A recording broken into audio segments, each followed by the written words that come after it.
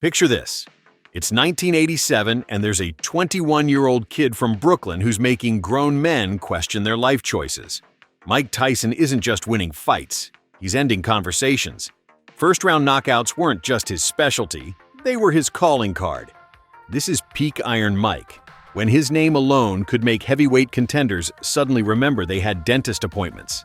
He wasn't just the youngest heavyweight champion in history, he was a cultural phenomenon that made Muhammad Ali look subtle. Corporate America loved him, kids wanted to be him, and everyone, absolutely everyone, was terrified of him.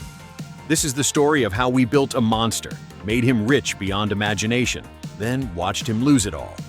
Because sometimes the saddest stories are about the kings who had everything. Before Mike Tyson was destroying heavyweight dreams, he was just another kid from Brownsville getting destroyed by life. By age 13, he'd been arrested 38 times. The kid who would become the baddest man on the planet was getting beaten up by other kids for having a lisp and raising pigeons. Then came Cus D'Amato, boxing trainer, father figure, and the man who saw a scared kid and decided to build a weapon. D'Amato didn't just teach Tyson to fight, he rewired his brain. "You're a king," he'd tell him. "You're a warrior." And Mike believed it. Here's the thing about creating monsters. They tend to exceed your expectations. Tyson wasn't just learning to box, he was learning to be feared. D'Amato built him a fortress of confidence around a core of pure rage, and it worked better than anyone imagined. November 1985, 18-year-old Mike Tyson turns professional. His first fight lasted 107 seconds, his second, 78 seconds. Corporate America started paying attention because nothing sells like controlled violence with a marketable face. November 22, 1986, Mike Tyson becomes the youngest heavyweight champion in history at 20 years old.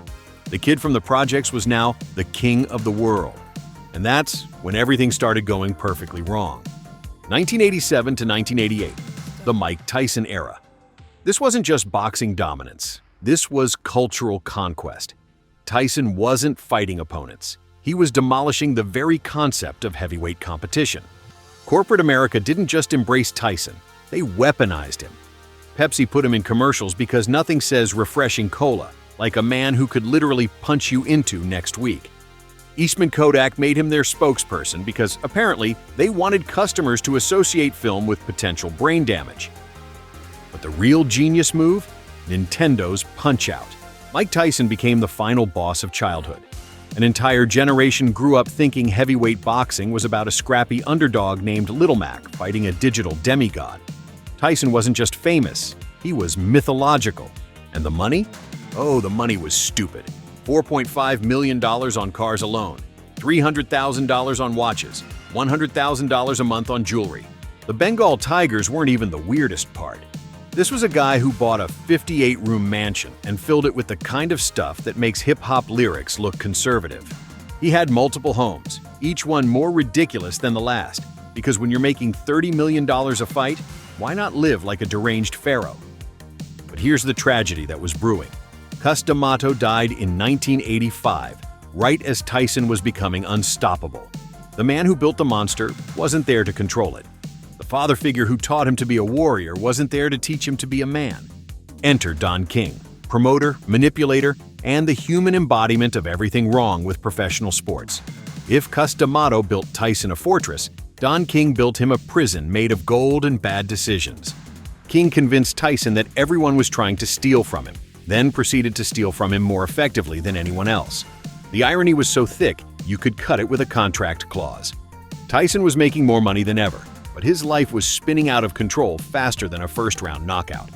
The disciplined warrior that D'Amato created was being replaced by a rich kid with anger issues and no adult supervision. The training suffered. The focus wavered. The monster was still winning fights, but the man was losing everything else. Meanwhile, his financial team was playing fast and loose with a fortune that seemed infinite. When you're Mike Tyson in 1988, bankruptcy seems about as likely as losing a fight. Both seemed impossible. Which brings us to Tokyo, February 11, 1990. Buster Douglas, a 42-to-1 underdog who most people couldn't pick out of a lineup, was about to do the impossible. The punch that changed everything.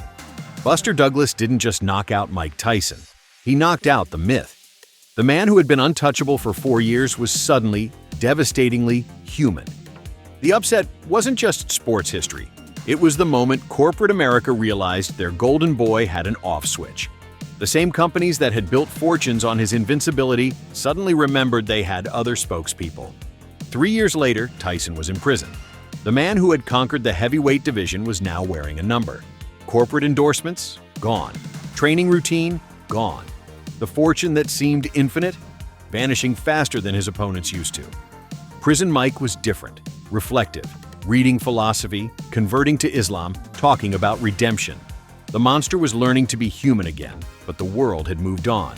The corporate machine that had built him up was busy building up someone else. The comeback attempts were heartbreaking, flashes of the old Tyson but fighting shadows of what he used to be. The ear-biting incident against Evander Holyfield wasn't just unsportsmanlike.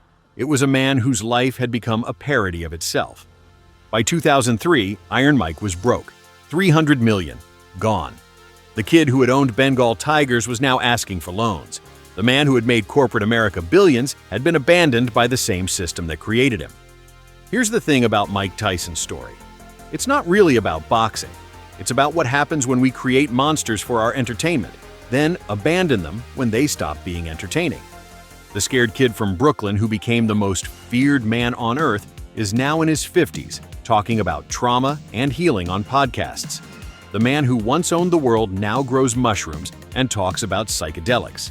It's either the most unexpected redemption arc in sports history or the most expensive midlife crisis ever. We built Mike Tyson into a brand, a product, a cultural phenomenon. We bought the t-shirts, played the video games, watched the commercials.